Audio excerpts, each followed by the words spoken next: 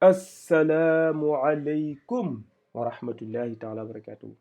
Alors, toujours, nous allons continuer. Maintenant, on va parler des ablutions. Très, très, très, très, très important. Alors, les ablutions, vous savez, dans toute adoration, il y a ce qu'on appelle le fard, des choses qui sont obligatoires, sans lesquelles la chose n'est n'est pas valable. Il y a ce qu'on appelle la sunna semi-obligatoire. Des choses qui sont semi-obligatoires, cela veut dire, on va voir ça de manière plus détaillée. Et fada'il, ça veut dire des choses qui sont appréciées. Farde, par définition, c'est quelque chose, si tu le fais, tu es récompensé par Allah. Si tu le fais, Allah te punit. C'est comme ça la définition de farde. C'est sunna, c'est quelque chose, si tu le fais, tu es récompensé par Allah. Si tu ne le fais pas, tu n'es pas récompensé. Mais tu n'es pas non plus puni. Fada'il, il vient après ces deux-là. Voilà. Donc, nous allons commencer par parler de ce qui est de ce qui est obligatoire quand on fait les ablutions. Quand on dit farde, ça sous-entend les éléments qui ne peuvent pas, ne pas, en aucun cas, ne pas être faits. Impérativement, il faut le faire. Et en cas en cas de problème ou en cas d'oubli, il y a une méthode pour réparer. Nous allons voir ça ultérieurement. Donc, quand je veux faire les ablutions, voici les actes obligatoires qui ne peuvent pas ne pas être faits.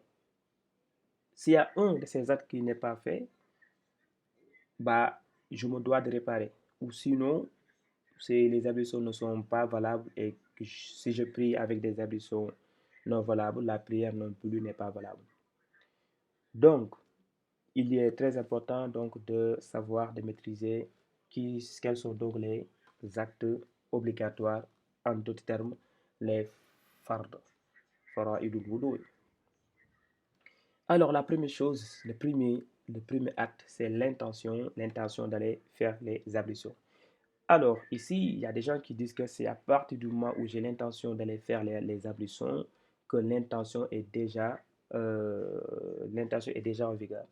D'autres disent que c'est au moment où l'on fait le visage, le lavage du visage, que l'on doit avoir l'intention. Peu importe, en tout cas, il faut avoir une intention de faire les ablutions. Donc, nous en comptons déjà un. Donc, les fardes, ils sont au nombre de 7. L'intention. En premier, lavage du visage. Quand je lave le visage, qui est un acte obligatoire, donc je ne peux pas ne pas faire le visage, laver le visage.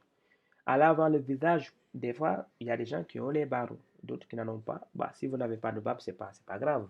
Vous lavez le, vous lavez le visage, du coup, c'est tout. Hein. Le visage, dans son étendue, c'est du front au barbe et l'étendue des deux oreilles. Alors, si vous avez des barbes, si vous avez des petites fins, des cheveux, si tu vois la peau, en tout cas, de la barbe, je vais dire comme ça, il faut que l'eau touche à la peau. Si c'est tellement poilu, s'il y a tellement de cheveux, si seulement la barbe a bien poussé, dans ce cas, il suffit pas nécessaire de toucher, que l'eau touche en tout cas la peau. Seulement laver la barbe avec de l'eau, ça suffit. Donc, j'ai compté l'intention, une, le visage, deux, et les mains jusqu'au coude. C'est très important de laver les mains parce que c'est un acte obligatoire. Les mains jusqu'au coude. Jusqu'au les coudes, c'est-à-dire c'est l'avant-bras ou le bras, je ne sais même pas c'est lequel des deux. Voilà. Donc, et en lavant les mains jusqu'au coude, je dois faire attention de bien laver les doigts de la main. Les doigts entre les doigts, hein, il faut que je dois me tâcher à ce que les doigts soient bien mouillés. Voilà, parce que c'est un acte obligatoire. Donc, il y en a 3 ici. Je dois laver aussi la tête en allant du front à l'arrière. C'est ça qu'on a, c'est en allant en allant du front à l'arrière de la tête, jusqu'à la nuque, quoi.